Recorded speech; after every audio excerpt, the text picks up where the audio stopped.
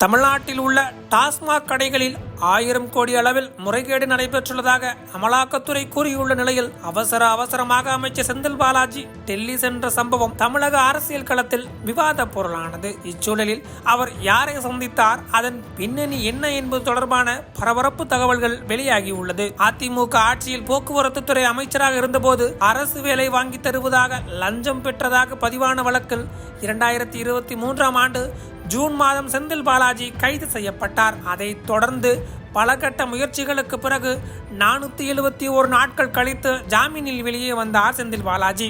உடனே அவருக்கு திமுக ஆட்சியில் மீண்டும் அமைச்சர் பதவி வழங்கப்பட்டது. இதை எதிர்க்கட்சிகள் அனைத்தும் கடுமையாக விமர்சனம் செய்தன. இச்சூழலில்தான் அண்மையில் டாஸ்மாக் தலைமை அலுவலகம் உள்ளிட்ட பல்வேறு இடங்களில் ஆய்வு செய்த அமலாக்கத்துறை 1000 கோடி ரூபாய் ஊழல் நடைபெற்றிருப்பதாக குற்றம் சாட்டியது. தனியார் நிறுவனங்களுக்கும் இந்த ஊழல் குற்றச்சாட்டில் தொடர்பு இருப்பதாக குற்றம் சாட்டப்பட்டது. இதை திட்டவட்டமாக மறுத்த அமைச்சர் செந்தில் பாலாஜி அரசியல் உள்நோக்கத்தோடு இந்த குற்றச்சாட்டு சுமத்தப்பட்டுள்ளதாகவும் அதனை சட்ட ரீதியாக அரசு எதிர்கொள்ளும் என்றும் விளக்கம் அளித்தார். இந்த சூழலில்தான் அமைச்சர் செந்தில் பாலாஜி கடந்த மார்ச் 18ஆம் தேதி இரவு டெல்லி சென்று மறுநாள் தமிழ்நாட்டிற்கு திரும்பினார். அவரது டெல்லி பயணம் தமிழக அரசியல் களத்தில் பல்வேறு விவாதத்தை கிளப்பியது. எதிர்க்கட்சிகளோ அவர் பாஜக அமைச்சர்களை சந்தித்து பேசியதாக குற்றச்சாட்டுகளை முன்வைத்தன. இந்த நிலையில்தான் அவர் உண்மையாகவே யாரை சந்தித்தார் என்பது தொடர்பான பரபரப்பு தகவல் வெளியாகியுள்ளது. அதாவது டெல்லிக்கு சென்ற செந்தில் பாலாஜி உச்சநீதிமன்ற மூத்த வழக்கறிஞர்